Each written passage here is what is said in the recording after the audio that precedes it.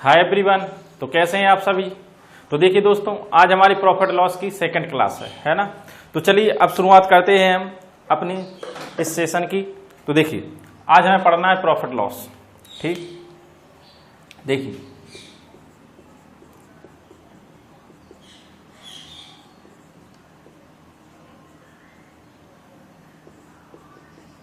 चलिए अब तो बात करते हैं हम देखिए पहले क्वेश्चन की, क्योंकि मैंने आपको इसमें 2 क्वेश्चन करवा दिए थे और आज हम तीसरा क्वेश्चन करेंगे इसका, है ना, प्रॉफिट लॉस का।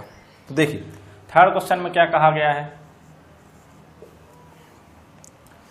एक दुकानदार अपनी मोबाइल पर क्रय मूल्य से 23% अधिक अंकित करता है। ठीक है, कोई भी दुकानदार है, यानी शॉपकीपर है, क्या करता है दोस्तों, अपने मोबाइल पर क्रय मूल्य से 23% अधिक अंकित करता है। इतनी बात आपको क्लियर हो रही ना।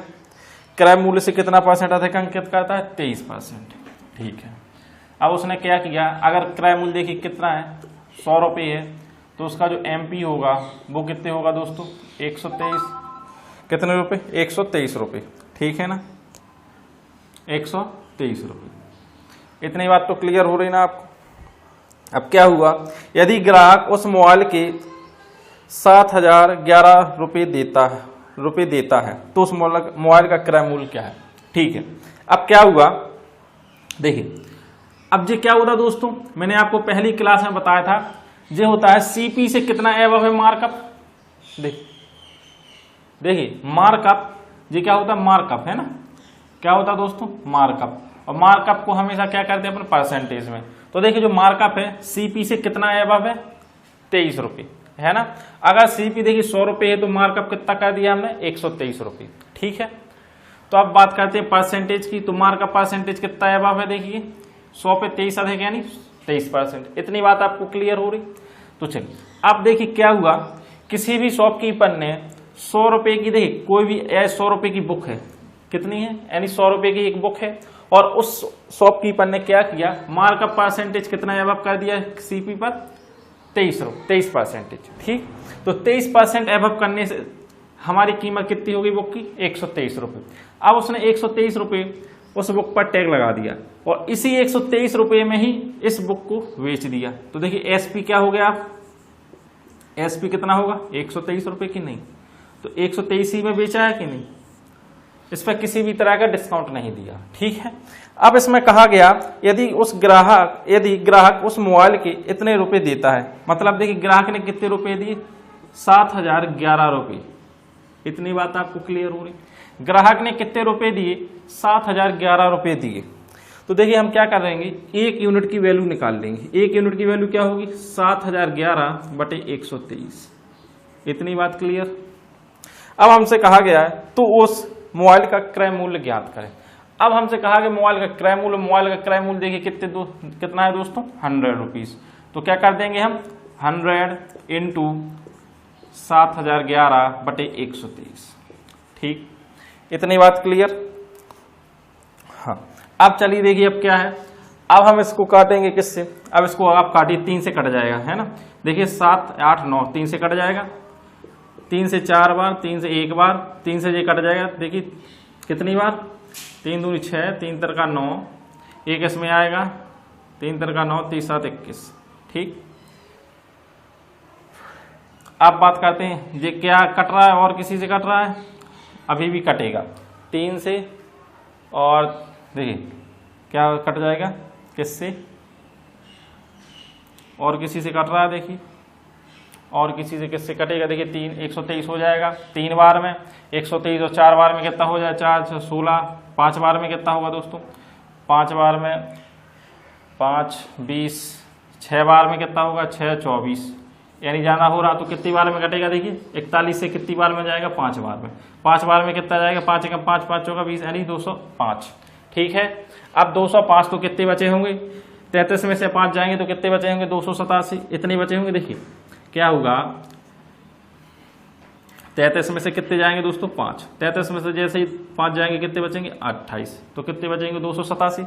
287 के नहीं, अब क्या करेंगे हम, 7 से गुणा करने पर क्या हो जाएगा, 7 से फिर गुणा करेंगे 41 में तो क्या होगा, 287। ठीक है, तो 100 यूनिट, अब 100 यूनिट से गुणा करेंगे 57 में तो कितना हो जाएगा दोस्तों, 5700 रुपये। कितना दोस्तों? 5700 रुपये। ठीक है, चलिए अब बात करते हैं हम अपने नेक्स्ट सवाल की। इसको आप देखिए, एक मेथड और होता है हमारा डिजिटल सम मेथड। इसको हम डिजिटल सम से भी कर सकते थे। ठीक है, डिजिटल सम से कैसा देखिए, क्या था 100 इंटू 7011/123, 3 2 5 1 6 है ना। तो आप डिजिटल सम से नहीं, डिजिटल सम से नहीं होगा क्योंकि 3 6 और 9 डिजिटल सम से नहीं होगा। चलिए अब आते हैं अपने नेक्स्ट सवाल पे। अब हमारा देखिए नेक्स्ट सवाल है फोर्थ सवाल।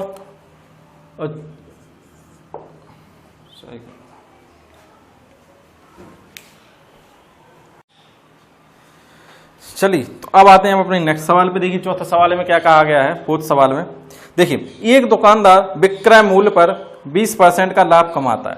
ठीक है दोस्तों, अब किस पर? देखिए विक्रय मूल्य पर, और 20% क्या होता है? 1/5। ठीक है, अब क्वेश्चन में कहा गया है, आप देखिए एक दुकानदार विक्रय मूल्य पर 20% का लाभ कमाता है। ठीक है, तो मतलब ये क्या हुआ उसका विक्रय मूल्य यानी एसपी। अब देखिए अगर एसपी कितना है, देखिए एसपी अगर 5 है, लाभ कितने का हो रहा दोस्तों? 1 रुपये का। कितने का? 1 का। तो सीपी कितना होगा आप बताइए? देखिए सीपी 4 होगा कि नहीं? अगर एसपी उसका 5 है, 1 रुपये का उसे प्रॉफिट हो रहा है, तो उस कितने में खरीदी होगी वस्तु को? 4 रुपये में। अगर देखिए एक उसकी पेन की कीमत, पेन पर क्या है, उसने एक पेन लिया, पेन खरीद कर उसने बेच दिया कितने % की प्रॉफिट पर? 20%। अब 20% प्रॉफिट किस पे है दोस्तों? सेलिंग प्राइस पे यानी विक्रय मूल्य पे। ठीक है, तो हमारा जो डेनोमिनेटर होता है उसे हम क्या मानते हैं? एसपी। जब भी हमें विक्रय मूल्य पे कहा गया हो तो जो डेनोमिनेटर होगा उसे ही हम मानेंगे एसपी यानी सेलिंग प्राइस। ठीक है, हमें लाभ हो रहा है 1 रुपये का, तो वो देखिए वो पेन हमने कितने में खरीदा है? अगर एक पेन की कीमत कितने की होगी? 4 रुपये की। अगर उस पर हमें लाभ हो रहा है 1 रुपये का, तो हम उसमें उसको कितने बेच रहे होंगे? 5 रुपये में। ठीक है, इतनी बात क्लियर।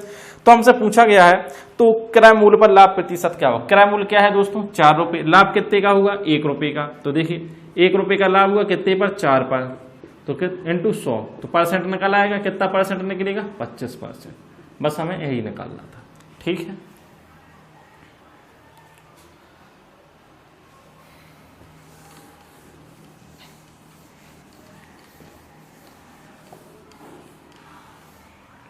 देखिए अब अगले सवाल में कहा गया है क्या? Question number 5।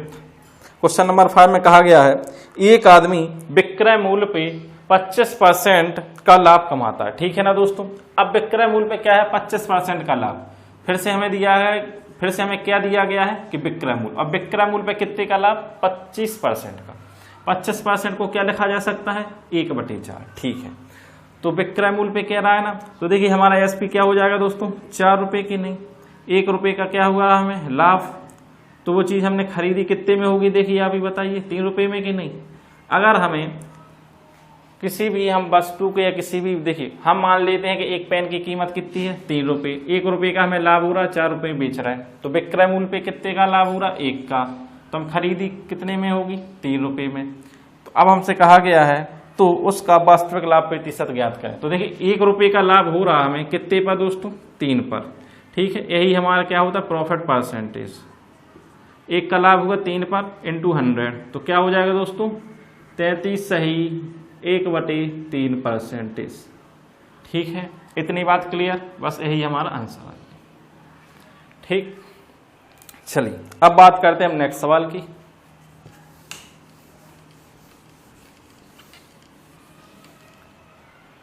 देखिए सवाल नंबर 6। ठीक है,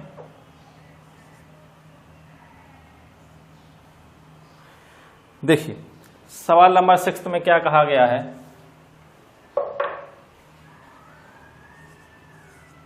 सवाल नंबर 6 में कहा गया है एक आदमी विक्रय मूल्य पर 16 सही 2/3% की हानि की गणना करता है। ठीक है, विक्रय मूल्य पर कितने की गणना करता है दोस्तों? 16 सही 2/3% की। अब 16 सही 2/3% को क्या लिखा जा सकता है? देखिए 1/6 की नहीं। अब किस पे गणना करता है? विक्रय मूल्य पे। विक्रय मूल्य पे क्या करता है? 16 सही 2/3% की गणना करता है, यानी इतने की हानि हुई है, ठीक है, हानि की गणना करता है। तो विक्रय मूल्य क्या होगा? 6 रुपए के नहीं।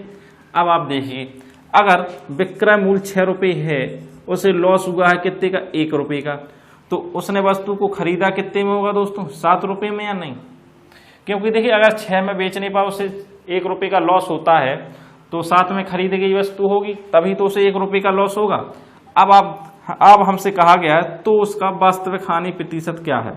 अब वास्तविक हानि प्रतिशत देखिए आप, 1 रुपए की हानि हुई किसी वस्तु पे, कितने पे? 7 पर। 7 पर 1 की हानि होना तो कितना होता है दोस्तों? 100 का गुणा करेंगे तो कितने परसेंटेज होगा? 14 सही 2/7%। कितने का लॉस होगा? 16 सही 2/7% का लॉस होता है, ठीक। देखिए क्या होता है, किसी वस्तु को 16 सही 2/3% की हानि, यानी क्या होता है, एक आदमी क्या करता है, 16 सही 2/3% की हानि की गणना करता है किस पे दोस्तों? विक्रय मूल्य पे। और जब विक्रय मूल्य पे गणना करता है तो विक्रय मूल्य हम क्या मान लेते हैं? डेनोमिनेटर। इतनी बात क्लियर। जैसे ही हमने डेनोमिनेटर को विक्रय मूल्य माना तो देखिए एक क्या हो गया हमारा? लॉस। 1 रुपए का लॉस होगा तो हम वस्तु को खरीदा कितने में होगा दोस्तों? 7 रुपए में, ठीक। चलिए अब आते हैं नेक्स्ट सवाल।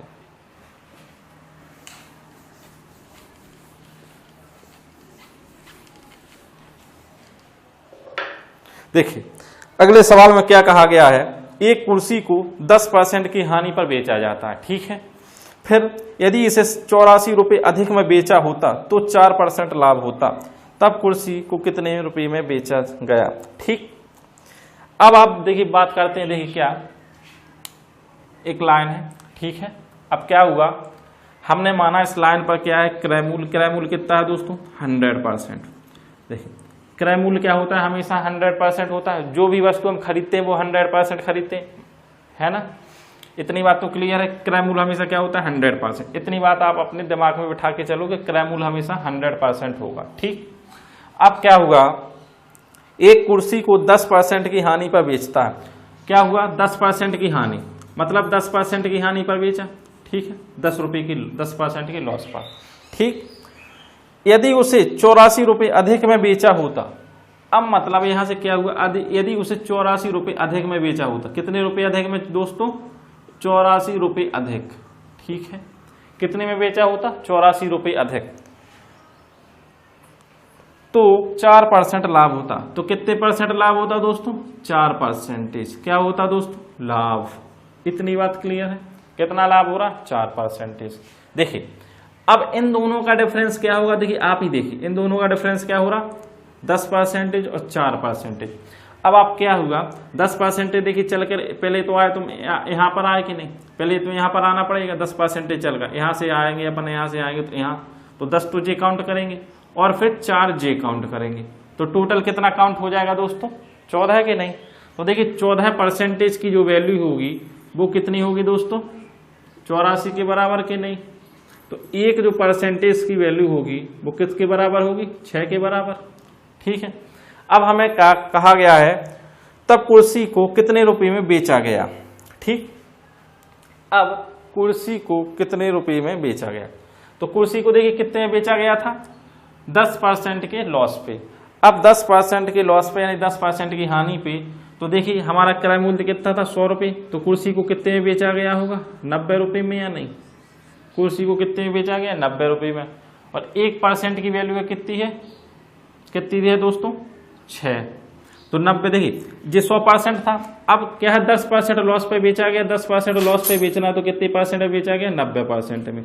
तो हम क्या निकाल लेंगे? 90%। 90% निकालने के लिए 9 से मल्टीप्लाई इसमें और 9 से मल्टीप्लाई इसमें। इतनी बात क्लियर। यानी 90 से इसमें, 90 से इसमें, तो क्या हो जाएगा? 540, ठीक है। तो कितने रुपए होंगे? 540 रुपये, ठीक। अब चलिए मैं इसमें आपको डायरेक्ट बता देता हूं।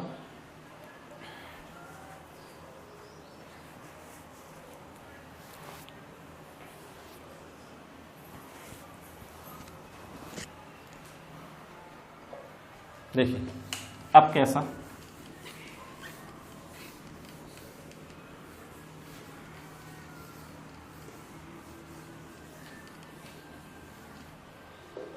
देखिए हम बात करते हैं क्या, एक कुर्सी को 10% की हानि पर बेचा जाता। देखिए ये होता है क्रय मूल्य, यानी जो सीपी ए होगा हमारा एसपी, ठीक है, सीपी एसपी दो हो गए ना। अगर हमने 100 रुपए की, देखिए एक कुर्सी हमने खरीदी कितने रुपए की, 100 रुपए की। अब उस पर क्या किया, 10% की हानि पर बेचता है। कुर्सी को कितने पर बेचता है, 10% की हानि, तो कितने पर बेचेगा, 90 रुपए में या नहीं। इतनी बात आपको क्लियर हो रही। 100 रुपए की कुर्सी को आपको 90 में बेच दिया, ठीक है। अब क्या होगा, यदि 84 रुपए अधिक में बेचा होता, कितने रुपए अधिक में बेचा होता दोस्तों, 84 रुपए अधिक, कितने, 84 रुपए अधिक में बेचा होता, ठीक है ना। तो 4% लाभ होता, तो इस पे कितने परसेंट का लाभ होता, 4%, तो हम कितने बेचते, 104 रुपए में। इतनी बात क्लियर हुई आपको कि नहीं। तो देखिए 100 रुपए की चीज को पहले में कितने में बेच रहा था वो, 90 रुपए में, अब बेचने लगा कितने रुपए में, 104 रुपए में। अगर 84 रुपए अधिक में बेचता तो 104 रुपए में, यानी 4% अधिक में बेचता, मतलब 104 बेचता। इनका डिफरेंस क्या हो जाएगा, देखिए आप 90, 100 तक आने में 10, और 10 + 4 कितने हो जाएंगे, 14। तो डिफरेंस कितने का हो जाएगा, 14 का, कि नहीं। तो देखिए 14 यूनिट की जो वैल्यू होगी दोस्तों, वो किसके बराबर हो जाएगी, 84, किसके, 84 रुपीस के बराबर। तो एक यूनिट की वैल्यू जो हो जाएगी वो किसके बराबर होगी, 6 रुपीस के बराबर। इतनी बात क्लियर। तो हमसे कहा गया है तब उस कुर्सी को कितने रुपए में बेचा गया, तब उस कुर्सी को कितने बेचा गया, देखिए 90 रुपीस में। तो 90 की वैल्यू क्या हो जाएगी, 6 रुपीस, यानी 540, कितने रुपीस, 540 रुपए में बेचा जाएगा। इतनी बात क्लियर। चलिए अब ये हुआ हमारा सेकंड मेथड। अब बात करते हैं हम थर्ड मेथड की। थर्ड मेथड पे हम बात करेंगे क्या, देखिए जब भी दिया गया हो आपको क्या, 10% लॉस और 4% प्रॉफिट। पहले आपको कितने बेचा जाएगा, 10% के लॉस पे, फिर बेचा जाएगा 4% के प्रॉफिट पे। तो हम क्या कर देंगे डायरेक्ट ही, देखिए माइनस प्लस है चिन्ह, तो हम क्या कर देते हैं, इनका डिफरेंस, और डिफरेंस कितना हो जाएगा, 14 का, ठीक है। और 14 यूनिट की वैल्यू किसके बराबर होगी दोस्तों, 84 रुपए की। इतनी वैल्यू आपको डायरेक्ट ही रखनी है, ठीक है। इतना कुछ नहीं करना है, आपको सीधा देखना है कि कितने % का लॉस होगा। देखिए किसी भी वस्तु को बेचने पर 10% का लॉस होगा। अगर हम उसे और कितने, यानी 4% अधिक में बेचते तो कितने में बेचते, तो इन दोनों का डिफरेंस कितना हुआ, 14, और 14 में कितने अधिक में बेच रहे थे दोस्तों, 84 रुपए में। तो एक यूनिट की वैल्यू क्या हो जाती है दोस्तों, 6 रुपीस, ठीक। तो हमसे कहा गया था कितने में बेचा था हमने, 10% के लॉस पे, और 10% लॉस यानी कितने में बेचा होगा, 90 में। तो 90 यूनिट की वैल्यू क्या हो जाएगी, 540 रुपये, ठीक। इतनी बात क्लियर, आपको डायरेक्ट करना था बस, ठीक है ना। ये हुआ हमारा थर्ड मेथड। इतनी सारी लिखने की आपको जरूरत ही नहीं थी, ठीक है ना। चलिए अब आते हैं हम अपने नेक्स्ट क्वेश्चन पे।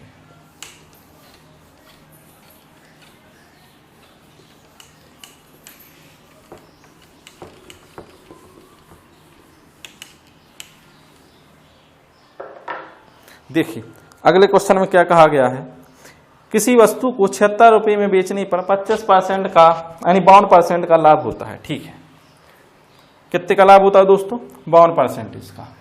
अब हम क्या इसको कैसा लिख सकते हैं, देखिए हम इसको ऐसा भी कर सकते हैं, हम सीपी क्या मानते हैं, 100% है, नहीं। इतनी बात आपको क्लियर है। अब लाभ का भी, लाभ किस पे होता है, लाभ होगा हमेशा कॉस्ट प्राइस पे, और लॉस भी होगा हमेशा कॉस्ट प्राइस पे।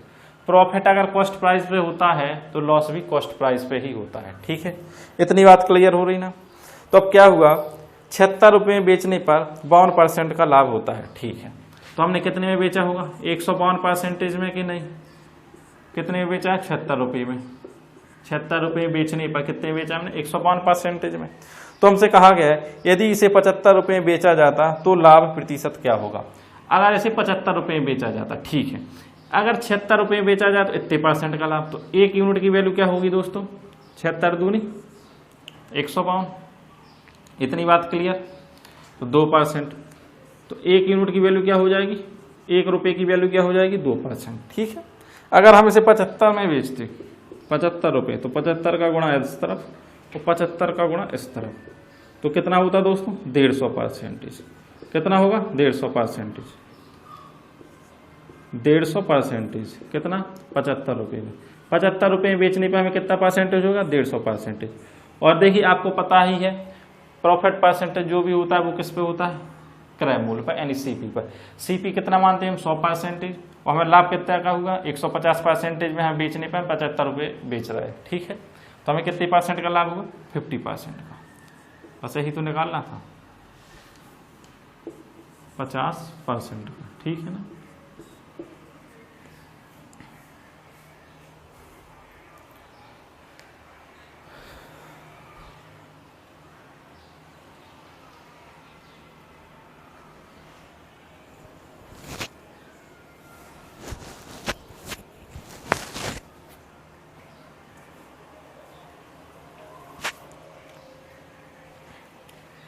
अब देखिए आप इसको किस तरीके से और भी कर सकते हैं।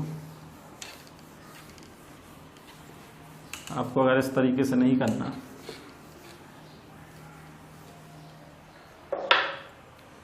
देखिए 76 रुपये बेचने पर 52% का लाभ होता है। चलिए ठीक है, यानी 100 रुपये की, देखिए 100 रुपये पे हमें कितने का लाभ होगा, 152 रुपये का, ठीक है।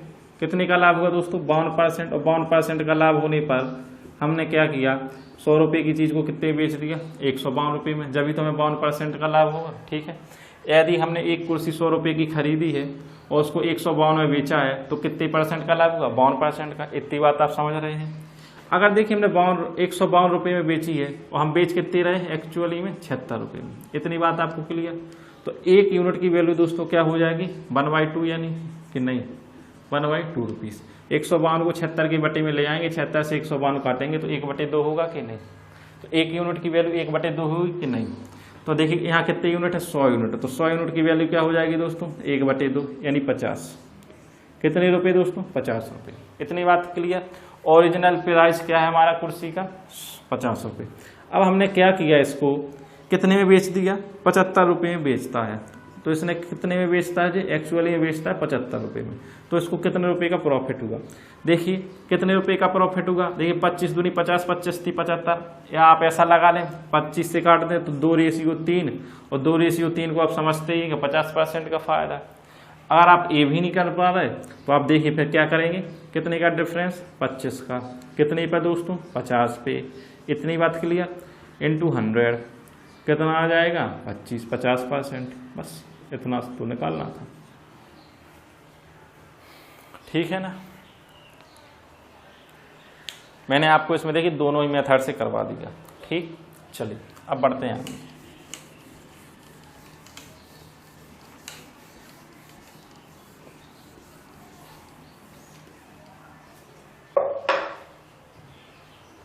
देखिए क्वेश्चन में, अब नेक्स्ट क्वेश्चन में क्या कहा गया है, एक दलाल एक सोफे को 18% के मुनाफे पर बेचता है। कितने में बेचता है दोस्तों, देखिए क्वेश्चन नंबर क्या था हमारे, 7 था या 8 था,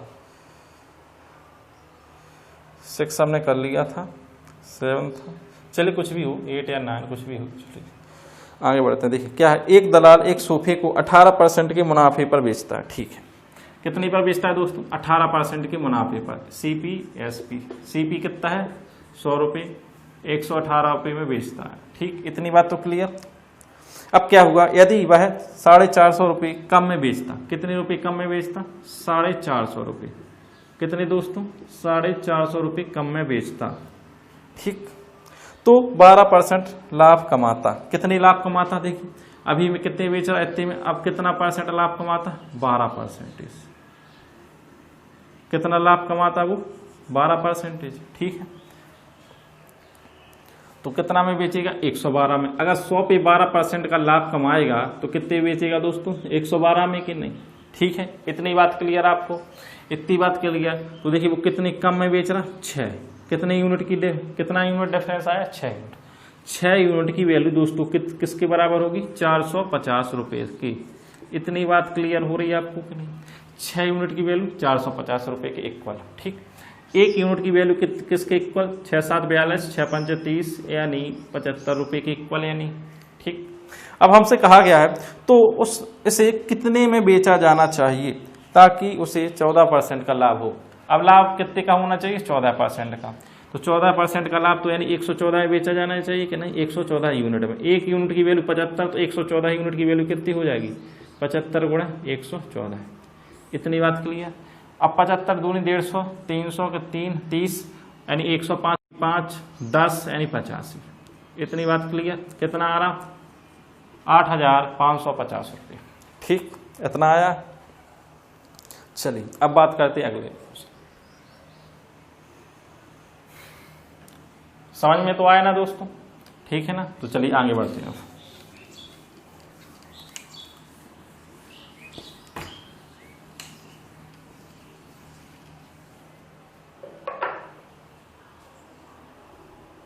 देखिए क्वेश्चन में कहा गया है एक आदमी ने एक कुर्सी को खरीदा, ठीक है, और 10% के मुनाफे पर बेचा। ठीक ना?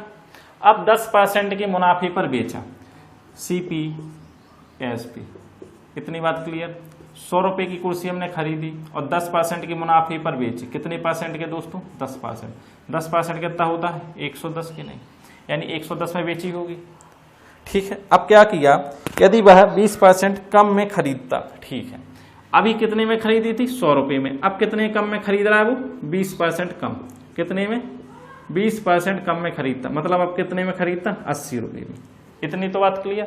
100 का 20% 20 रुपए यानी 80 रुपए में खरीदता वो। ठीक, और 10 रुपए अधिक में बेचता। ठीक है, अभी बेच रहा था 110 में, अब बेचने लगा कितने रुपए अधिक में? 10 रुपए अधिक में। ठीक है। अब क्या हुआ, तो उसे 40% का लाभ होता। अब लाभ किस पे होता? इस पे। कितने का दोस्तों? 40% का। अब 40% देखिए कितना होता है दोस्तों? 800 का 32 रुपए का कि नहीं? देखिए इस पे 40%, तो 40% 32 ही होगा। तो कितने रुपए का लाभ? 32 रुपए का लाभ। तो कितने में बेचेगा वो? 112 रुपए में या नहीं? ठीक है, उसने कितने में बेचा? 112 रुपए में। चलिए, तो देखिए वो कितने रुपए अधिक में बेच रहा? 2 यूनिट अधिक में बेच रहा। कितने यूनिट अधिक में? 2 यूनिट अधिक में। 1 यूनिट की वैल्यू तो देखिए 2 यूनिट की वैल्यू अगर 10 है, 10 रुपए है, 2 यूनिट की वैल्यू दोस्तों कितनी है? 10 रुपए। आप देखिए 2 यूनिट की वैल्यू 10 रुपए, 1 यूनिट की वैल्यू क्या हो जाएगी दोस्तों? 5 रुपए। इतनी बात क्लियर ना? 1 यूनिट की वैल्यू क्या हुई? 5 रुपए। अब हमसे कहा गया है तो कुर्सी का क्रय मूल्य ज्ञात करें। बस अब कुछ करना ही नहीं। कुर्सी का क्रय मूल्य क्या है? कुर्सी कितने में खरीदी थी हमने? 100 यूनिट में। 1 यूनिट की वैल्यू कितनी? 5 रुपए। तो 100 यूनिट की वैल्यू कितनी? 500 रुपए। तो हमने कुर्सी को दोस्तों कितने में खरीदा था? 500 रुपए में। इतनी बात क्लियर। चलिए तो अब आते हैं हम अपने नेक्स्ट सवाल पे।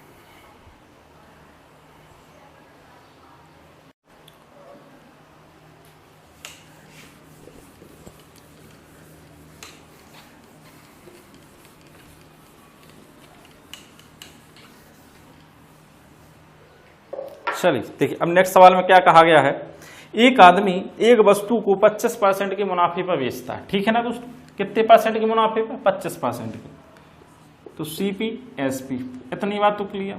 100 रुपए में अगर आपने एक चेयर खरीदी तो उसको कितने में बेचा? 25% मुनाफे पर, यानी 125 रुपए में आपने उसको बेच दिया। इतनी बात क्लियर। अब क्या किया, यदि वह कुर्सी को, देखिए कोई भी आदमी है, उसने 100 रुपए में एक चेयर को खरीदा, 125 रुपए में बेच दिया। कितने परसेंट का प्रॉफिट हुआ उसे? 25% का।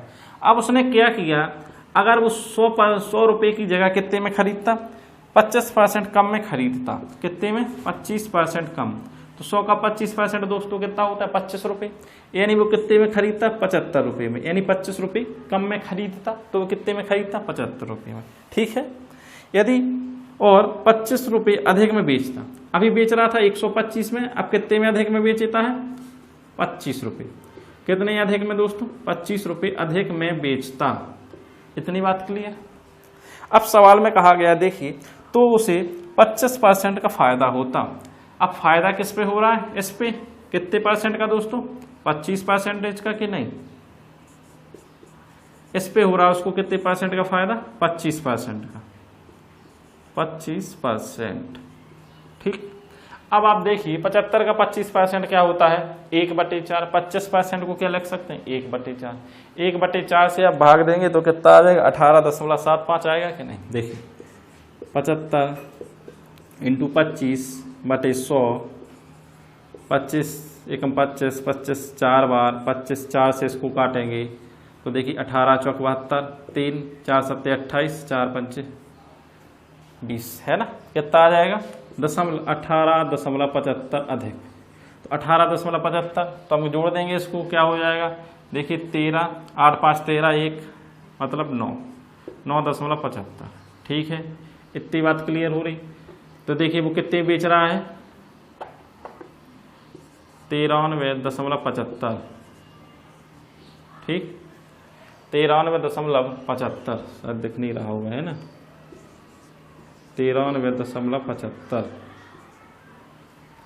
ठीक, तो अब देखिए आप क्या है, 93 और 7 कितने होते हैं, 93 700 हो जाएंगे। तो हम क्या करेंगे, 6.25 और 25 तो कितने हो जाएंगे, 31.25। इतनी बात क्लियर। 31.25 यूनिट की वैल्यू है कितनी दोस्तों, 25 रुपये। कितने यूनिट है, 25 रुपये। इतनी बात क्लियर। ठीक है, अगर इतनी बात क्लियर है तो देखिए अब बात करते हैं हम किसकी, तो वस्तु का क्रय मूल्य ज्ञात करें। बस अब कुछ समय करना ही नहीं, क्या करना है, केवल और केवल वस्तु का क्रय मूल्य। तो 1 यूनिट की जो वैल्यू होगी वो किसके बराबर होगी, देखिए आप सबसे पहले हम क्या करेंगे, देखिए अब हम पॉइंट हटाएंगे, पॉइंट हटाने के बाद 100 नीचे लाएंगे।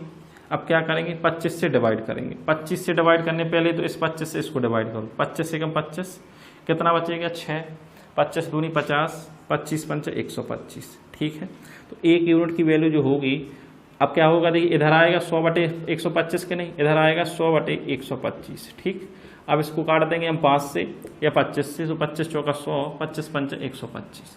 तो 1 यूनिट की वैल्यू जो होगी वो होगी कितनी, 4/5। ठीक है, जैसे ही 1 यूनिट की वैल्यू 4/5 आती है तो हमसे कहा गया क्रय मूल्य। क्रय मूल्य कितना होता है दोस्तों, 100। इसमें क्या कर देंगे हम, 4/5 से गुणा। जैसे ही हम 4/5 से गुणा करते हैं तो कितना आ जाएगा दोस्तों, 80 रुपये। ठीक है, इतनी बात क्लियर। तो उसने वस्तु को कितने में खरीदा होगा, देखिए दोस्तों 80 रुपये में। अगर वो आपसे कह देता वस्तु को उसने कितने रुपये में बेचा है, तो कितने बेचा था, 4/5। ठीक है, 5 से भाग दे दी 25 यानी 100 रुपये में। कितने रुपये में बेचा है, 100 रुपये में। इतनी बात क्लियर। ठीक है ना,